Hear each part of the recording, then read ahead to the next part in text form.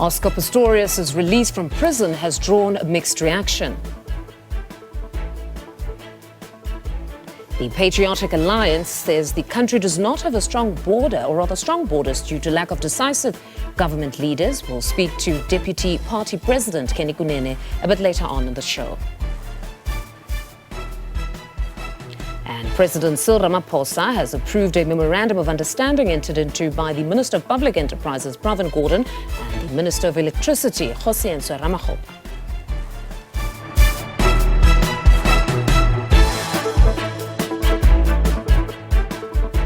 A very good afternoon. If you had just joined us, we're coming to you live from our studios here in Auckland Park, Johannesburg. Welcome to the Week in Review. Now, this is the program where we review some of the biggest stories to come out of the week. I'm your host, Mfundo Mabalane.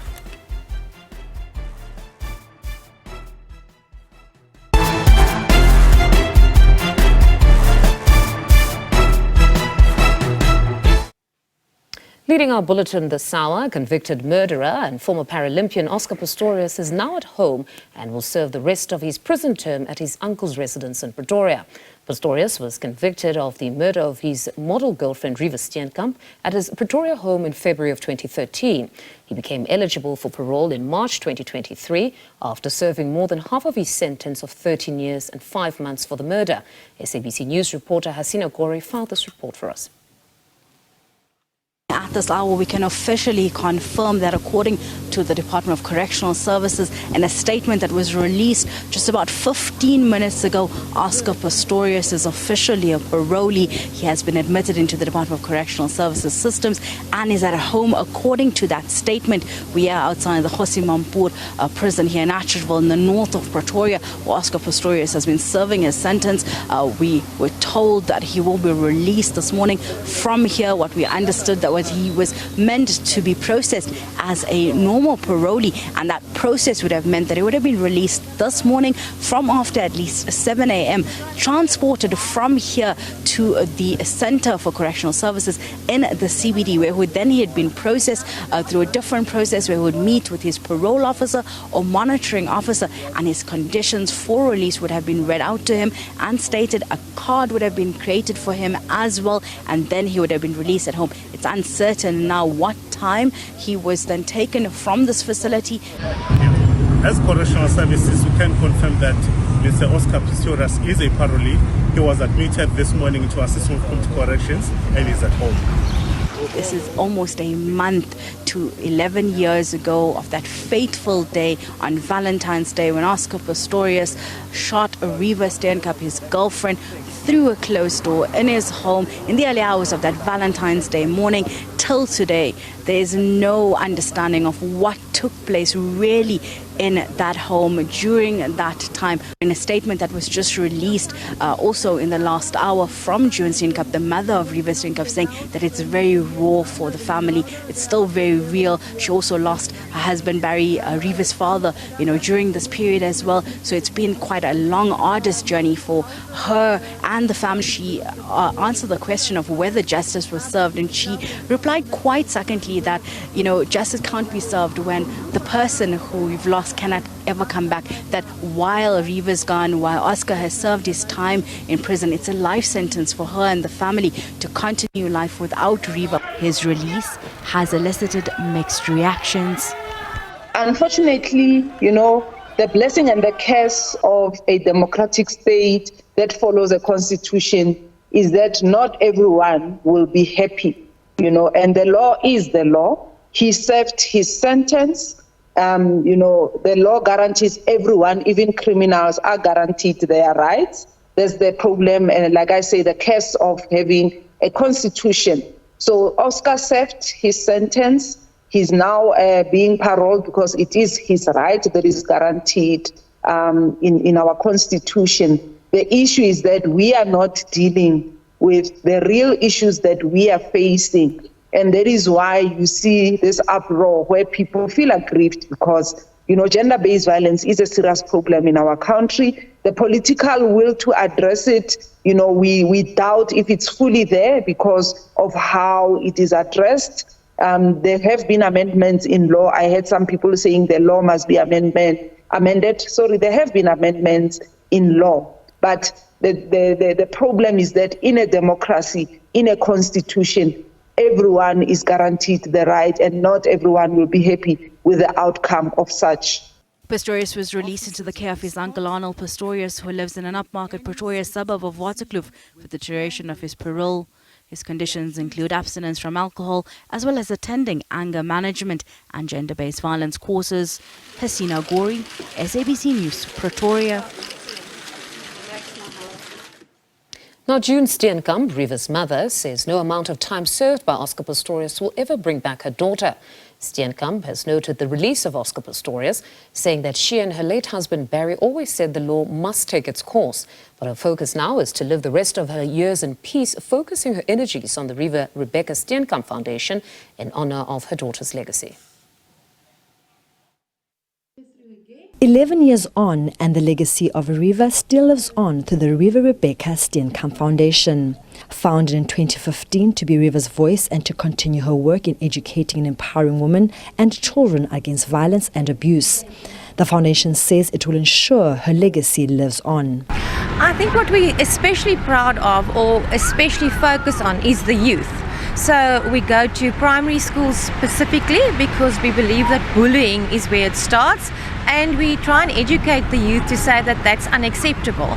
We've also taken a gynecologist, for instance, to a school, and we teach girls about their bodies, what it means to say no, what is acceptable behavior and what is not acceptable behavior. So that I particularly think is a very important aspect of the foundation. The foundation is also passionate about youth empowerment and provides bursaries to deserving students to study law. I think gender-based violence as a whole, all the laws that relate to that need to be rearranged to suit women specifically, and the ways that we deal with that, the easy access to the courts, which is a problem to some women, the comfortable with which they don't feel that they can come forward when they need to.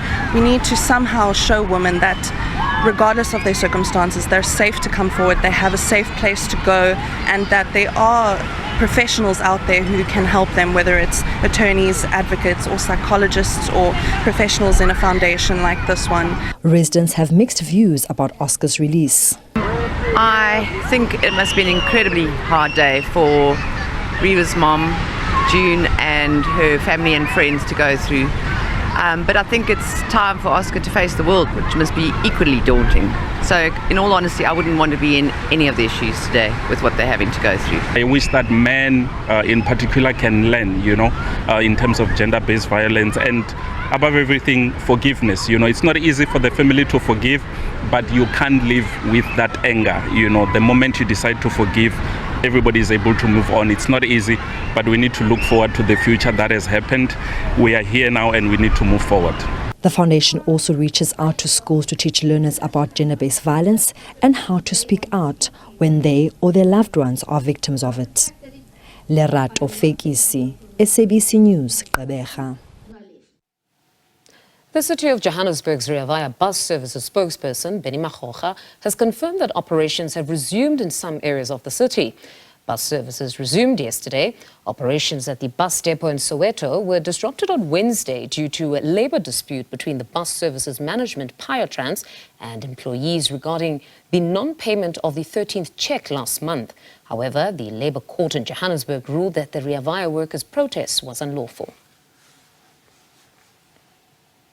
Now, for more on this, let's bring in Mahir Tayop, a business rescue practitioner. Good afternoon, and thank you very much for your time, Mahir. Hi, Mfundo. Good afternoon to you as well as to your viewers. It's a pleasure to have you with us. Now, it's been a very busy week, particularly for you, from having to suspend operations, then to rushing in court to get that interdict against the workers. We understand that they presented themselves, though, yesterday, and operations resumed. Were all staffers present? What's the status currently? Yes, Mfundo, it's been widely publicized. The interdict was granted, and thankfully all of the staff are now on duty. And then beyond that interdict, have the grievances that were brought forward by Patriotic workers been addressed? Because it's common cause that the operator failed to manage its affairs. That's why you were brought in. So have those issues that they had raised been addressed? So technically there was only one issue in terms of the grievance sheet, which was the 13th check, and that has been resolved. The first installment will be made on Monday, and I've already instructed the bank to proceed and effectuate those transfers.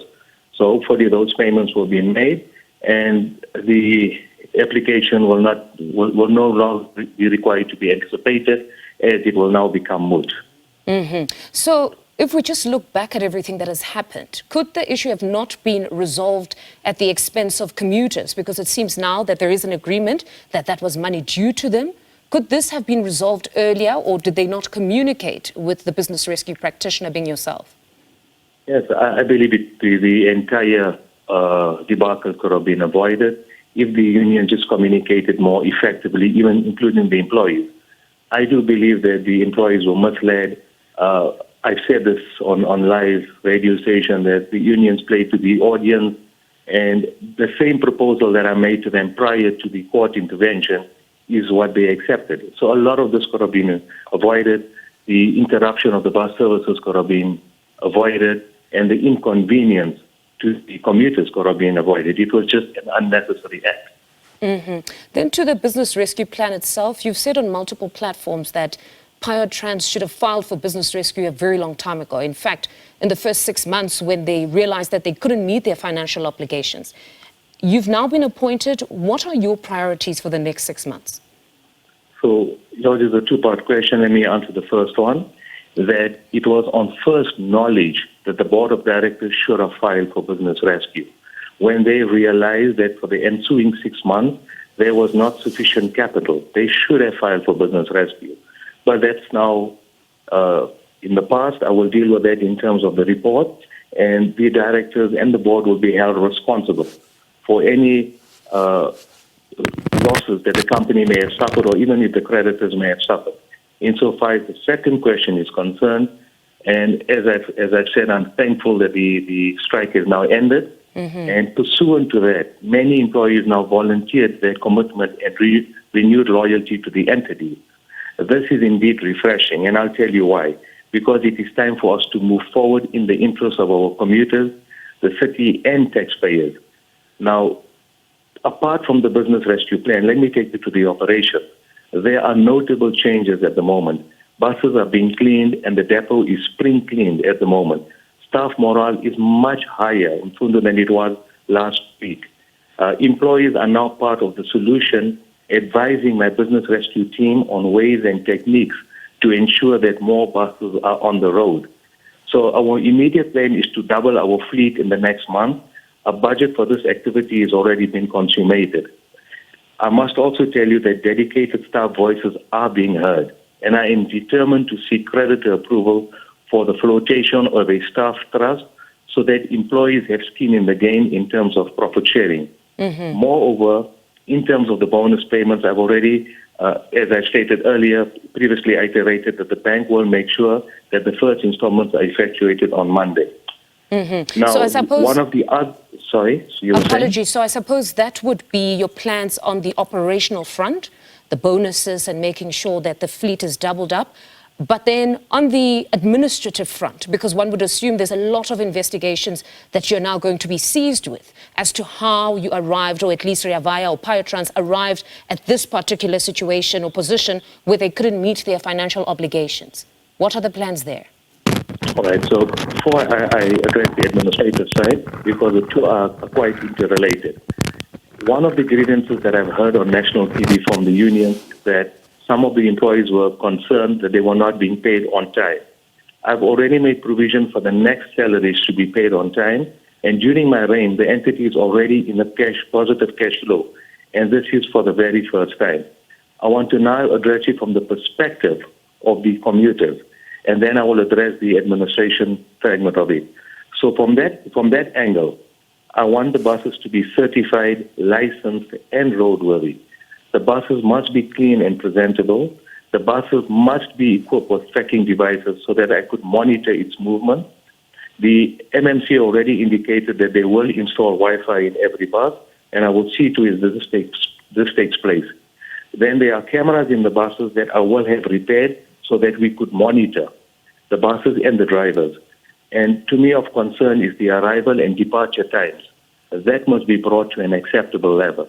I'm also in the process of creating a fraud hotline also creating a friendly complaint and assistance department. I undertake to work interdependently with the city as well as the MMC's office, and I've already scheduled meetings for next week. And this was an initiative that the city has brought to my offices. And then I also intend having inspectors on the buses at random times to monitor the movement of buses and the conduct of the drivers. So in sum, all I want to do is to attain the objectives of this project to be realized and to provide an efficient transport system at low cost. Now, to address you on the administrative side, that's going to be an ongoing process because I have to develop and implement a plan, but at the same time do an investigation. That investigation will run parallel to the administrative side. And these systems are working because, as I earlier stated, for the very first time, we have a positive cash balance. And this balance will help me recap into the business itself.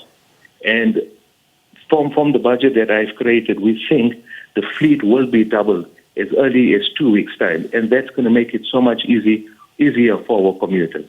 All right. Mahir, thank you very much for your time this afternoon. That was Mahir Tayob. He's the business rescue practitioner at Rea Vaya. More news on the other side of this break. Stay with us.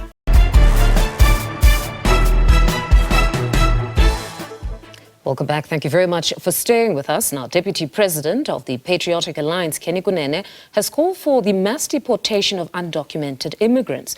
Kunene and members of the party have spent 2 days patrolling the border fence between Zimbabwe and South Africa. Now, several party members searched for people trying to cross the border illegally along the Limpopo River and turned some of them back. The Patriotic Alliance has called for an end to illegal immigration. Party members and their leaders patrolled a stretch of the border. Some were armed and others attempted to swim to the Zimbabwean side of the Limpopo River. According to the party, close to 1,000 suspected illegal immigrants were redirected back to the Zimbabwean side of the border. Just from the campsite of the river, we have deported over 700 people, close to 1,000 people that we have pushed back. We are now here, and you can see where we are. As we are arriving, they were crossing. And we then chased them and they went back into Zimbabwe. You have seen the boats that are there. Our people jumped in the river to go and step those boats right there in Zimbabwe. Kunene insists that their methods are legal. We are telling them, Hamba, Abahambe, go back. And they can see that we are highly armed. And we are telling them, if you come this side, you are going to meet us. And that is why they are coming back. They are going back because they can see we are here and we are not here to talk. Soldiers patrol the border regularly, but Kunene says at least 8,000 Defence Force members are needed for this task. Not enough has been done. You need to deploy at least 8,000 soldiers to marshal this thing so that these people know that all this river line is protected. You need to build a wall here. And our president has been clear, Getting McKenzie, that when he becomes president, he's going to build a wall higher and stronger than that one of Trump. The illegal border jumpers that the Patriotic Alliance is concerned about allegedly enter South Africa illegally from the Limpopo River, going to portions of the Beitbridge border fence that are damaged, eventually gaining illegal entry into South Africa. The Border Management Authority is closely monitoring segments of the border that are deemed vulnerable. Our deployments are well on the ground as per our deployment plan, and we're continuing to do the work as it is expected to be done. Even after we have exited here as the leadership, we do know that the operations will continue by the officials and the teams that are on the ground to make sure that all of these issues are effectively dealt with. However, we do note that there are some indications that our deployments are not effective. In terms of where we sit, we do intercept individuals who try to come into the country illegally. We did report that around 200 people had been returned back into the Zimbabwean side who tried to enter the country illegally. So to this extent, we continue to do this work, and we consider our plan as well as our operations on the ground very effective. The Patriotic Alliance also says the fight against illegal immigration will prominently feature in its elections manifesto. Katlego Nyoni, SABC News, Malala Drift.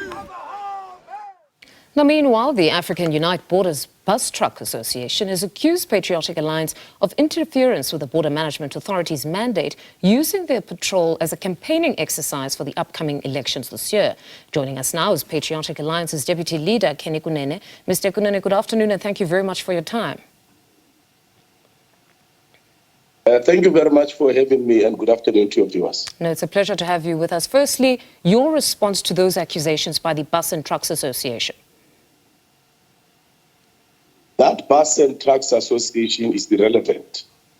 It is not even recognized. I don't know where do they operate from. They are not recognized. They should be happy that we are dealing with this crisis of illegal immigration. But I guess that the buses and the trucks that they represent are part of the problem. They are probably the ones that are transporting illegal contraband. They are probably part of transporting people with no documents in this country. Otherwise, why would a union be against a political party that has got a constituency that seeks to protect its constituency? It shows that they are irrelevant and they are trying to use this particular matter to be relevant. But it seems, seriously. All right, but it seems that they aren't the only one who hold that particular view. The Border Management Authority, we know that they were established within Home Affairs because they essentially recognized that their control systems were inadequate. Now, BMA has since reacted to your operations as well, and they said that, in fact, the Act does allow them, their Act allows them to interact with stakeholders, but it's limited to just information sharing from community members, not that those community members who are affected would then take over what would essentially be their role. What is your view on that? Useless border management control, useless. If they were so effective, why were they not on 4 sites that we have been to? And there are many more sites, but we went to about 4 sites. They were there, including a site where you saw the boats being on the side of Zimbabwe, waiting to transport people across the river to South Africa, waiting to also come and take smuggled goods out of South Africa into Zimbabwe. That is what those boats do. Where were they there? We've been to 4 sites. They were not there. So what is effective about them? Standing at Bay Bridge. Standing at Bay Bridge is a farce. There are police there. There are people who are working there. The problem is not at Bay Bridge itself.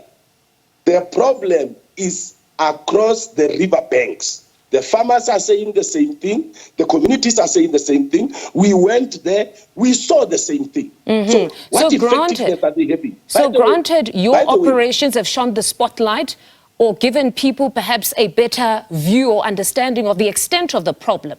But they're saying that they've never barred community members or interested stakeholders from coming to them with the information, at least from the interview that my colleague Iman had with BMA. They were saying that their Act allows them to engage communities and organizations such as yourself just at the level of information sharing. Were you able to engage them at any point about the extent of the problem, at least by the riverbanks where you went? But why should we engage with people who are useless? The media, after showing what they have uncovered that we showed them, the media went to them. They were defensive. You are going to give them information. What do they do about it? Some of the soldiers were telling us they arrest people, they hand them over to the Border Management Control, they hand them over to Home Affairs.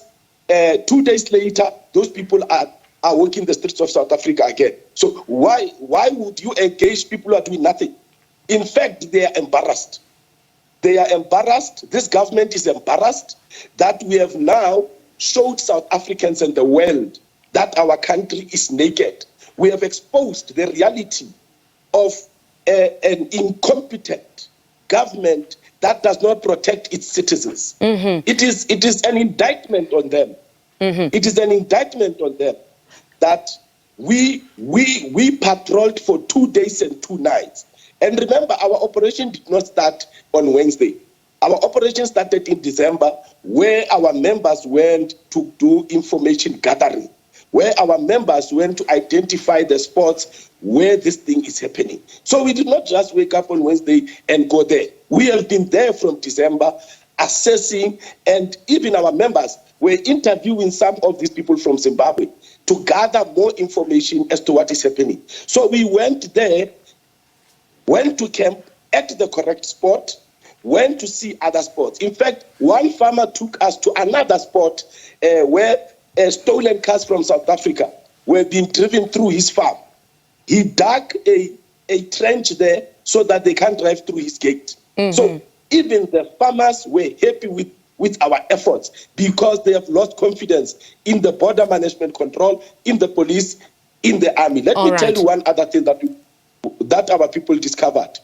There are trucks and buggies that overload of whether it's stolen goods or liquor. There are, when you come from town, going into Malala's Drift, through the gravel roads, there's soldiers that have got a tent, they've put cones, orange cones on the road. These trucks, instead of going to Beitbridge, they go there, the soldiers open for them, they pay the soldiers, they take the goods to the part of the river that they call the beach, because it has got open sand where we found the boats. Then once they arrive there, the boats cross over, they load all these stolen goods from South Africa and then into Zimbabwe. There's other trucks on the other side. The soldiers take bribes there. All right. But even when they have bought things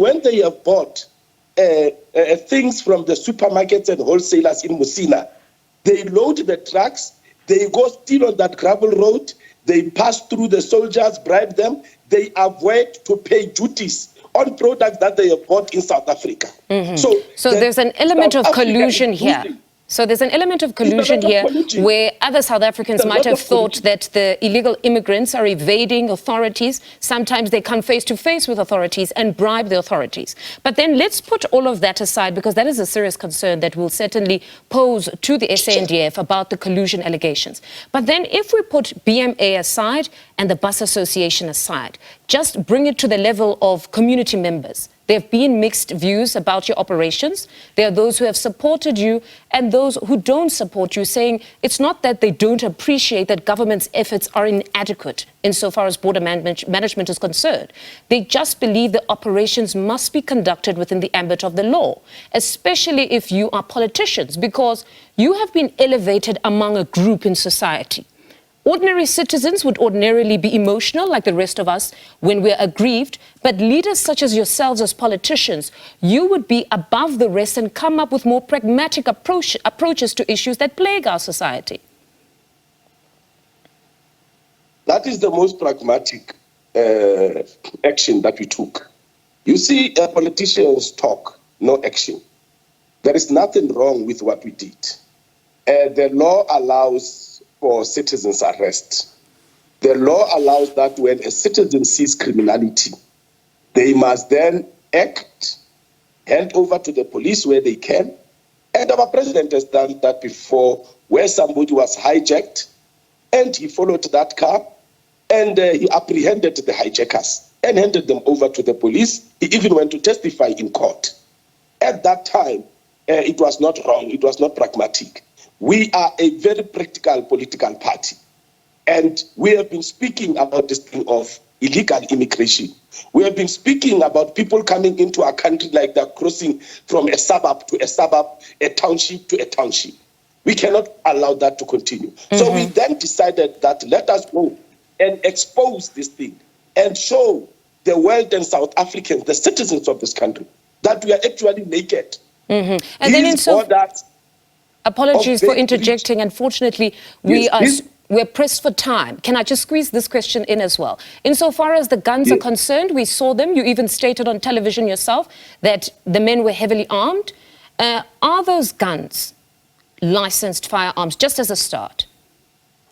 We would be the most stupid people to drive from Joburg to Musina with unlicensed firearms. Fair enough.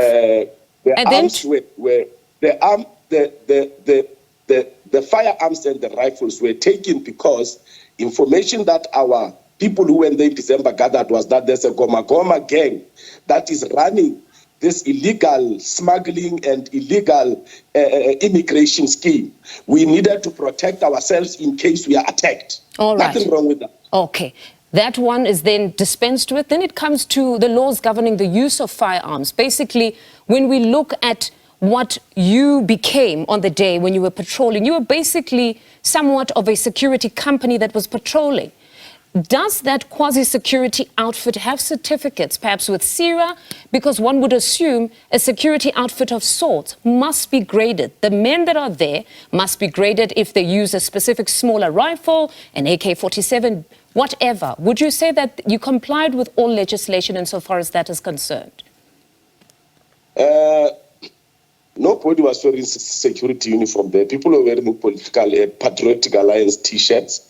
Anyone can wear a bulletproof. I wear bulletproof when I go to evict illegal immigrants who have hijacked our buildings. I don't have to be part of a security company. I have protectors that protect me, having licensed guns and rifles. Some of those people were our bodyguards. What is the problem?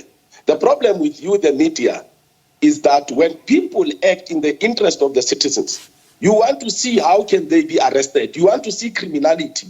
You don't want solutions. No, because Mr. the ANC government has given you that impression that whoever exposes them must then be seen to be doing crime. There's no crime that we did there. We did not break any security laws or anything.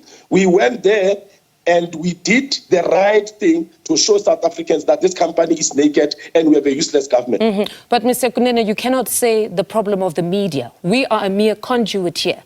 We take out the message to the people that you have brought onto the platform, and we pose the questions that society wants answered. So this becomes the opportunity for you to clarify that indeed the firearms were licensed, that indeed you were not posing as a quasi-security outfit of sorts. Not that the media is the one pushing anything of sorts. We are a conduit. We are neither in a birthing process. We would not be here either. We are just a midwife. We're just a conduit, and we share the information that you've brought to us, and we pose the questions that society would like answered.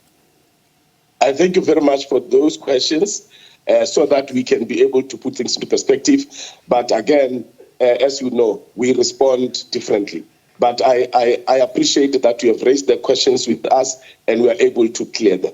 No, I appreciate your time, Mr. Kunene, this afternoon. That's Kenny Kunene. He is a leader of the Patriotic Alliance. Thank you. All right. Now, the reality of possible coalitions after the general elections generated an important debate in 2023. This prompted a national dialogue called by Deputy President Paul Mashatile in August. Mercedes Percent looks back at the dialogue where various political parties represented in Parliament expressed different views.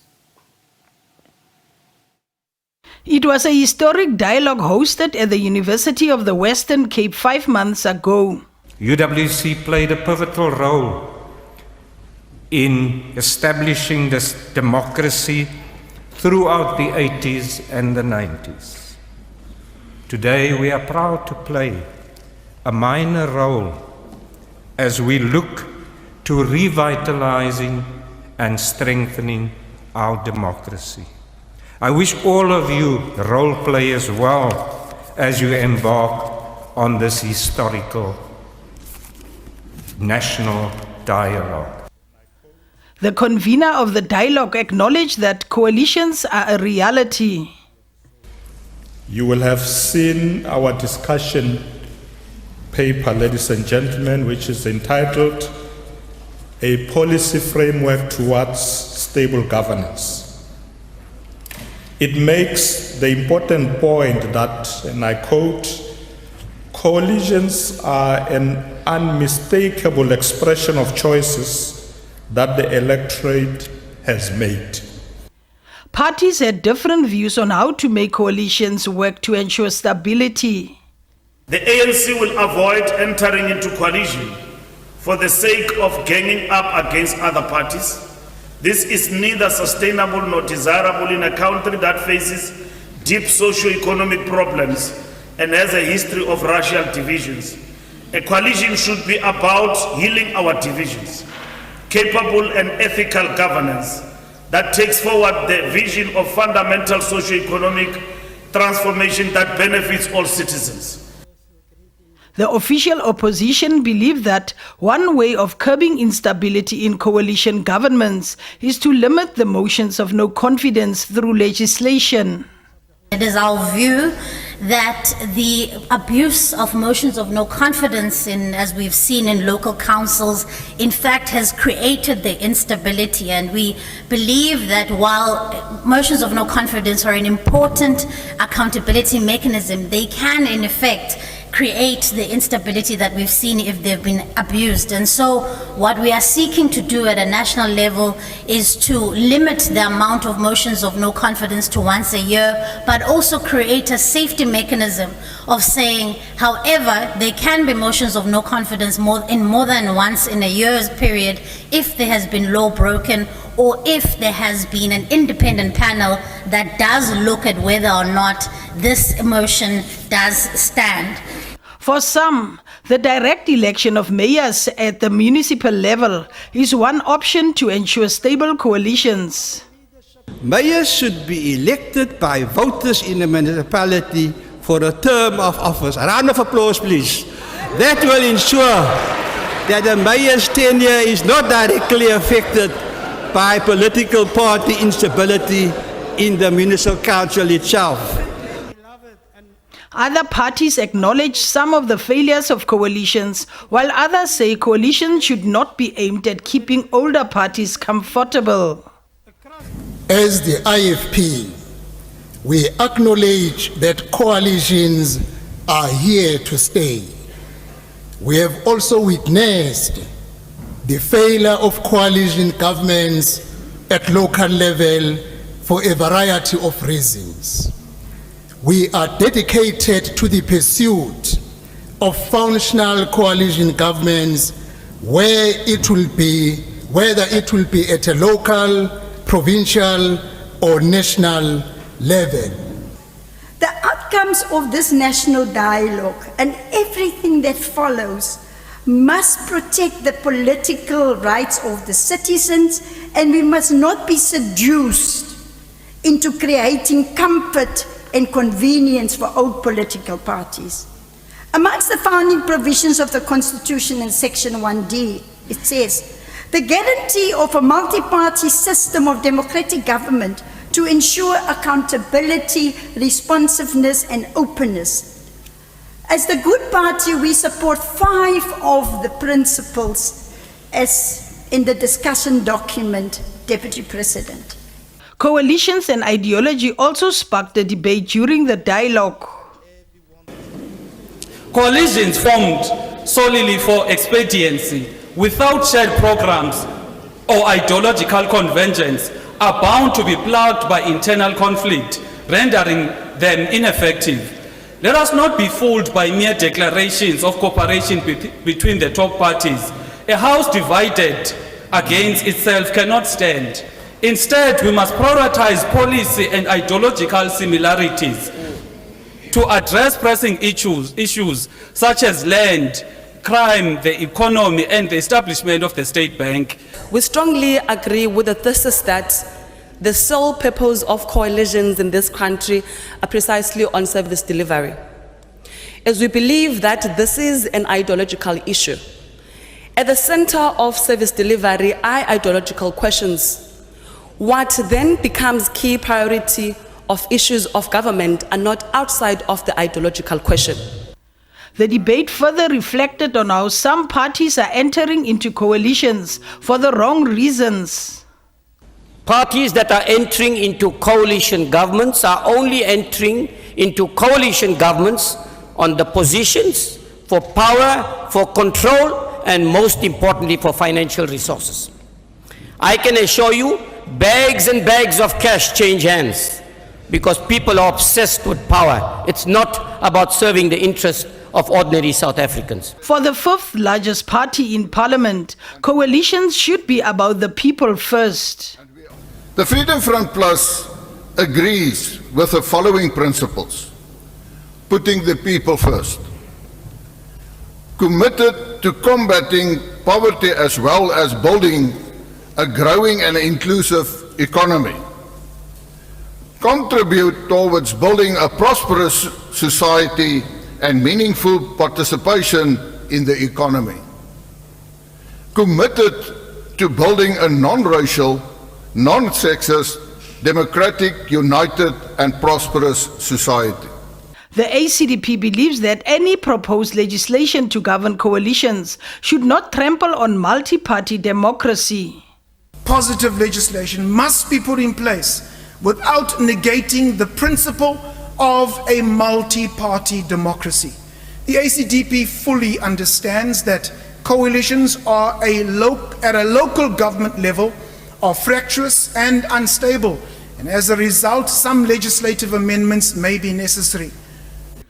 A national framework aimed at governing coalitions is still on the cards.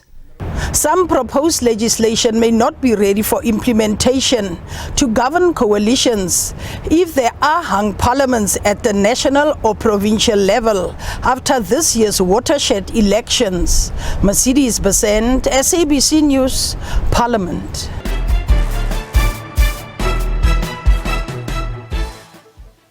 Welcome back. Thank you very much for staying with us. Acclaimed playwright and musician Mbongeni Ngema has been laid to rest at Chesterville's Heroes Acre Cemetery in Durban. Friends and family have hailed him as not only a musical genius, but a family man and anti-apartheid activist who used the arts and storytelling to fight segregation. Amongst the dignitaries present were Leleti Khumalo, Yvonne Chaka Chaka, Sipho Hotsticks Mabuse, Silo Chikotwala and Somizi Mhlongo. There was a special performance by Ladysmith Black Mambazo.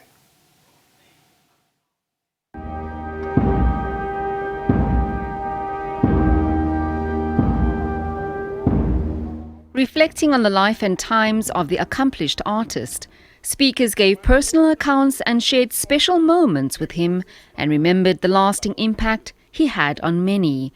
Ngema, who was born in 1955 in Verulam, rose to stardom when he moved to Johannesburg and joined the arts fraternity. He would go on to become an award-winning musical maestro, composer and choreographer. Ngema was hailed as an anti-apartheid activist who was instrumental in documenting and using theatre in protest against the oppression in townships during the height of segregation. His wife paid tribute to him in a moving letter. You truly have found your peace, Madlogovu wami. How do I begin to put together the pieces of my puzzle when the main part, you, are no longer around? The 17 years which you've dedicated to our union have given me more than just a husband. You truly did become my best friend, my mentor, and the center that held everything together for me. You are a legend to many, but to me, you will always remain my husband. Just for the garden of flowers that you have left, for me especially, most will wonder why is this boy maybe not so much emotional, but it's because of the flowers you left. Like I'm saying, you know, you could go into that corner of the garden and there's beautiful memories. There's so much that I can look at to try and preserve. Ngema, who founded his own company, Committed Artists, crafted masterpieces like Asinamali and the internationally renowned Sarafina. Sarafina went on to become a major international musical production and was successful at Broadway.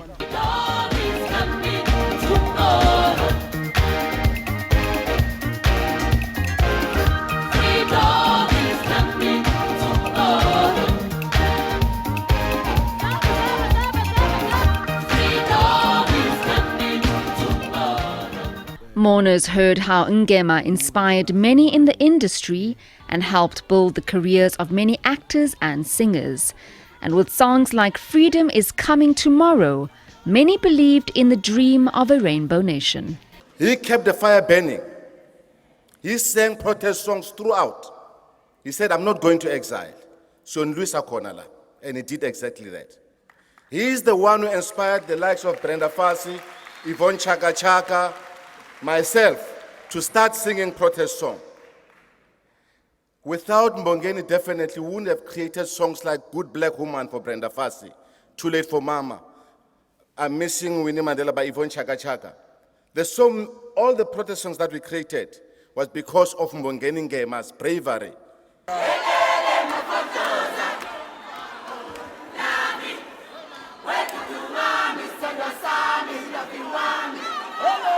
There cannot be enough recognition to honor people who have made such immense contribution. But one recognition is important.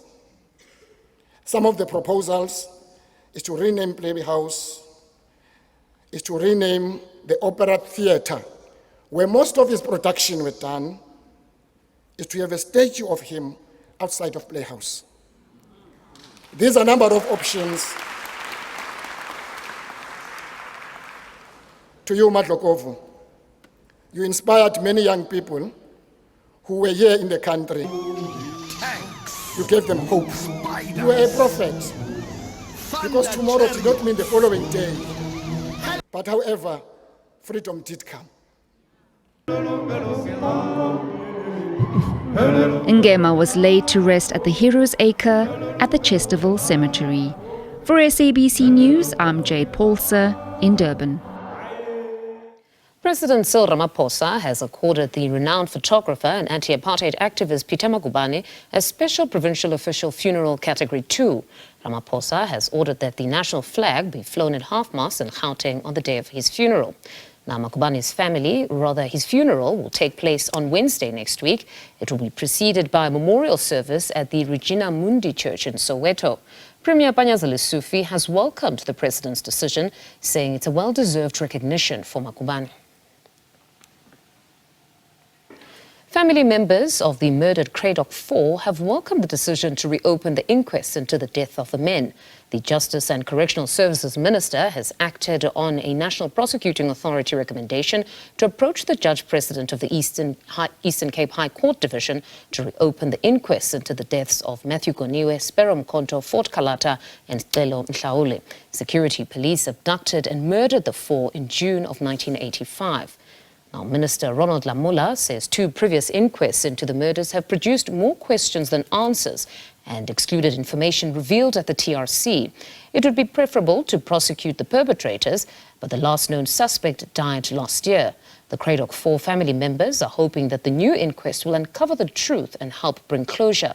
A date and location for the inquest is still to be announced. More news on the other side of this break. Do stay with us.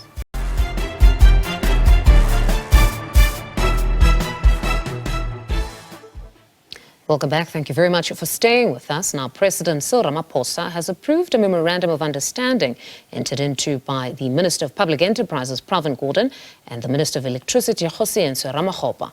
The MOU seeks to clarify the 2 ministers' responsibilities concerning Eskom, as well as the resolution of the electricity crisis, while encouraging them to work closely together. It states that the electricity minister is focused on all aspects of the electricity crisis and the work of the National Energy Crisis Committee. He's to exercise authority over the Eskom board and management on ending load shedding and ensuring that the Energy Action Plan is implemented urgently. This includes ensuring the improvement of generation capacity and the purchase of additional capacity. The minister is also charged with addressing matters relating to transmission, including requests for information for financing new transmission lines.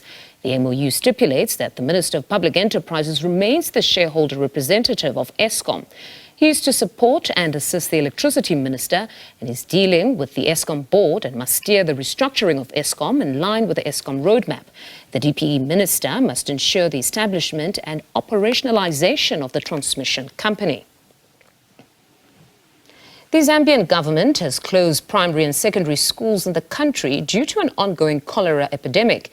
Zambia's Ministry of Health says over 4,000 cholera cases and about 150 deaths have been recorded since October last year.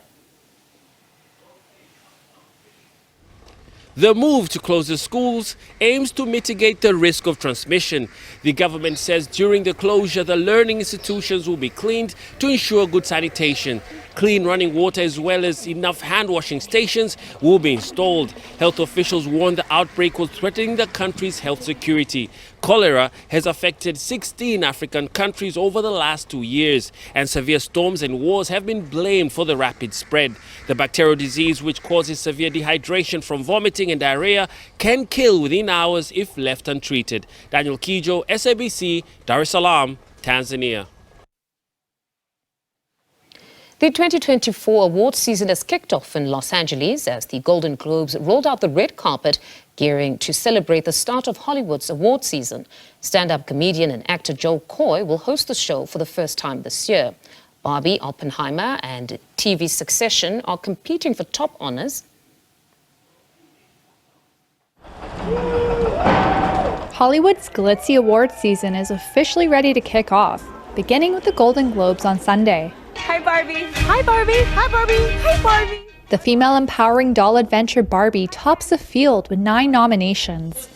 Starring Margot Robbie and directed by Greta Gerwig, experts polled by the Gold Derby website say it is the favorite to clinch Best Film, Musical, or Comedy. Christopher Nolan's historical drama Oppenheimer is expected to take home Best Movie Drama. Barbie reigned supreme when the two films went head-to-head over the summer, bringing in $1.4 billion in ticket sales.